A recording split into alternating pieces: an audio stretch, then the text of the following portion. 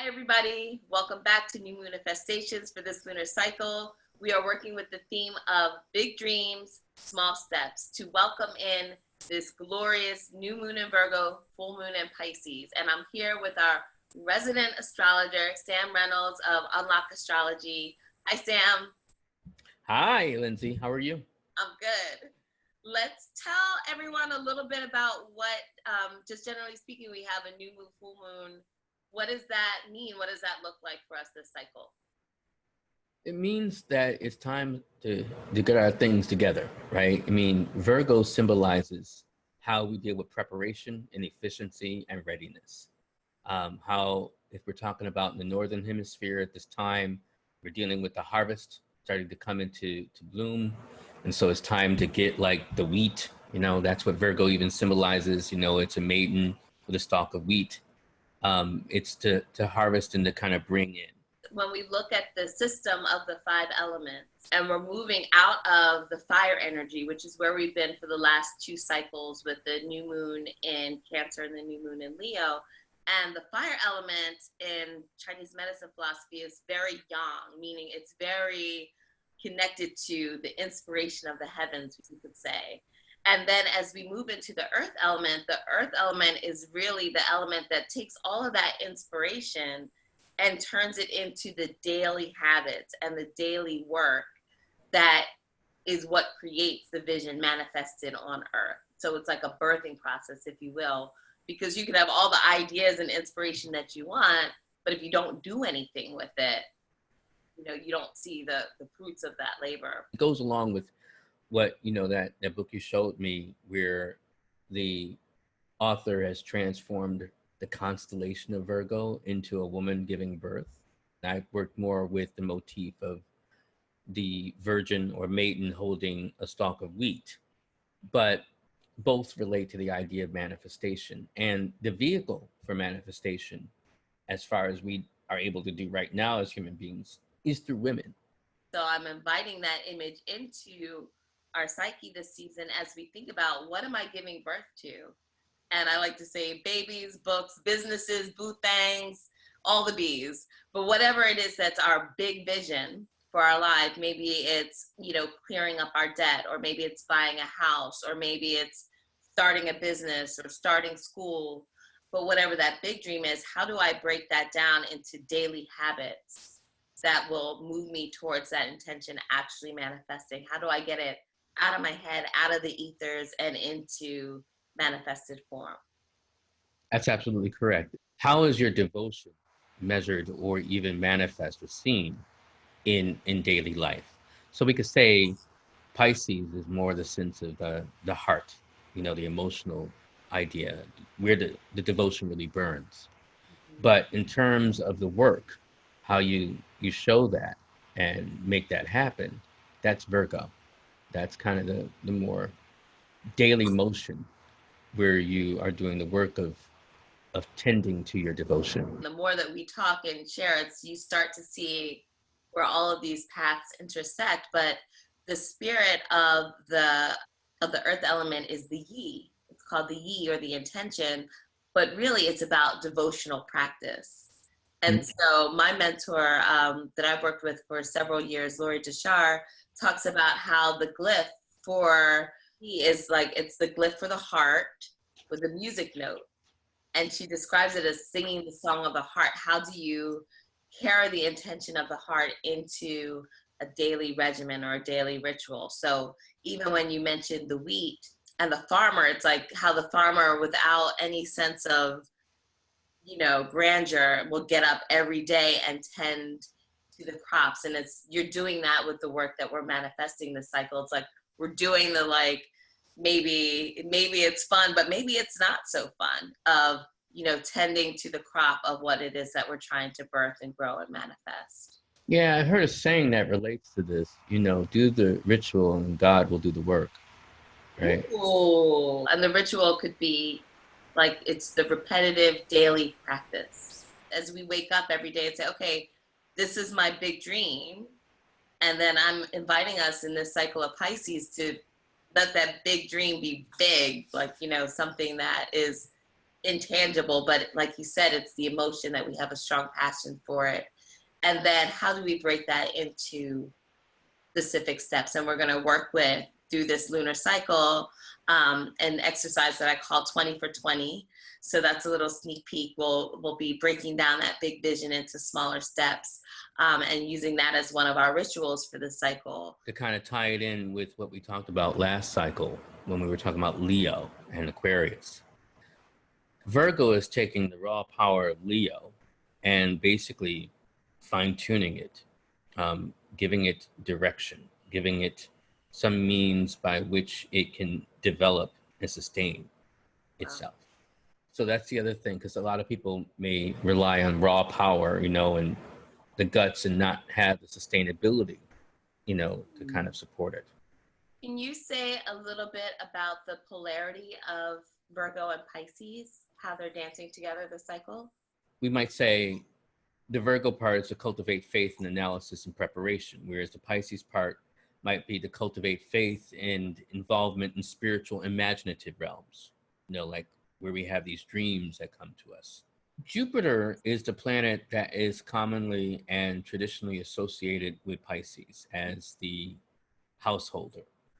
And then Mercury is the planet that's associated with Virgo. So Jupiter for Pisces is how we're dealing with more the expansion in more internal realms, because that's his, what we say is night house. And that, I mean, his might even say like his winter home, right? Where he's a lot more contemplative, a lot more looking at inner worlds, whether that's the imagination, emotional understanding, all the different realms in which we kind of don't necessarily see on the surface. Whereas Virgo, I mean, for Mercury, that's also his night home, right? He's going to be a lot more contemplative, but in a different way. It's going to be like, okay, how do these different elements that I've now discovered come together? You know, and then he might start categorizing them, analyzing them. So there's ways in which they complement each other, but it's recognizing that they're looking at different things, which I thought it was brilliant to be able to say, you know, big dreams, small steps. You know, it's kind of like, you know, Jupiter with Pisces might say, let's expand and see this and make this happen.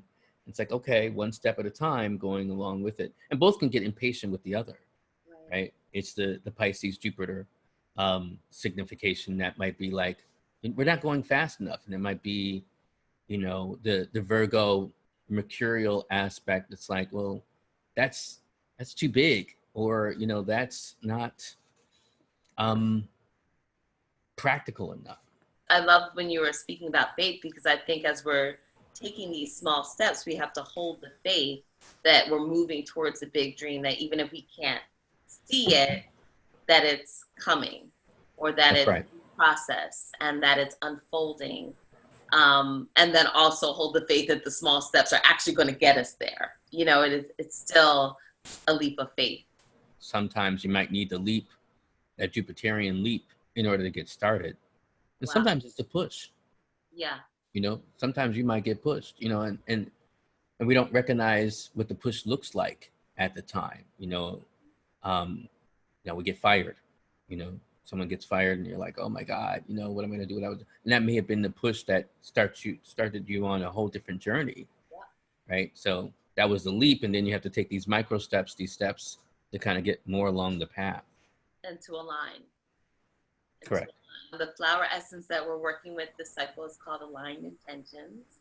This idea of taking the big and making sure that the actions that we're taking are in sync with the goal. And what it might awaken for us are the places where there's the steps that we're taking are not in alignment, or the steps that we're taking are actually BS. It's, you know, it's the procrastination, it's the self-doubt, it's the perfectionism, which keeps us from taking the steps forward. So this cycle, we're going to be uncovering all of those things. We're going to be looking at the places where we talk more than we walk. And actually, you know, if it's writing that book, it's like, okay, well, what's my daily practice going to be for this book that I'm dreaming forward? If it's, you know, again, something big or maybe abstract that we don't have full control over the timing of, say it's like, okay, I'm going to get married. My big dream is, you know, being married with the house and the picket fence and 2 kids or whatever the big dream is, but there's still daily actions that will either move us towards that goal or away from it. And so this cycle, we're going to be exploring all of those things. Excellent. Yeah. And this is the time to do it. Time to do it. So let me relate this kind of measure of time to you that I don't think many people know. So the new moon from one particular date will relate 4 years back to a full moon by degree. Now, why is that important? Well, because you can use the full moon that's coming up as a checkpoint for where you're dealing with the new moon, right? So how are you making progress? Let's say you start a book on the new moon. Well, how's it going? What do you need to make adjustments to your schedule, things like that. Or let's say that you've been incubating a particular idea off and on for 4 years. You might check back what was happening 4 years prior. So you can look back at that full moon manifestation. You can look back at the new moon. So it's a way in which you can look at the measure of time. And I think it's really relevant that not everything that we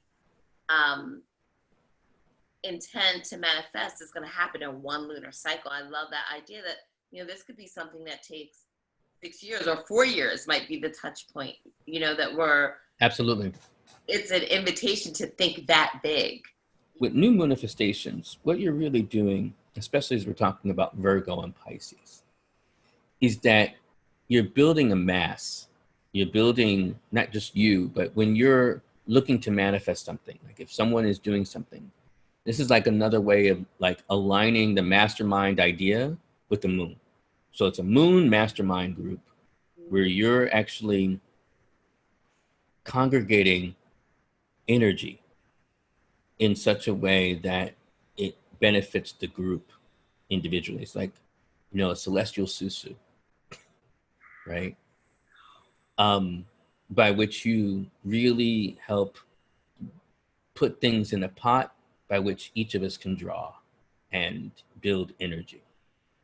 So I think that's an important thing to understand about the work you're doing in relation to not just the, this particular cycle, Virgo Pisces, but in relation to, dealing with the moon. Thank you so much for saying that. So everyone, if you're joining us for New Moonifestations, this lunar cycle, if you order before the 26th, you'll get your aligned intentions, flower essences, and the special tools that we have for this month in time to start your work on the new moon. We also have an option where you can just sign up for the digital content. If you're working with your own flower essences and you want to add the science of new manifestations to that, we have a program for that as well.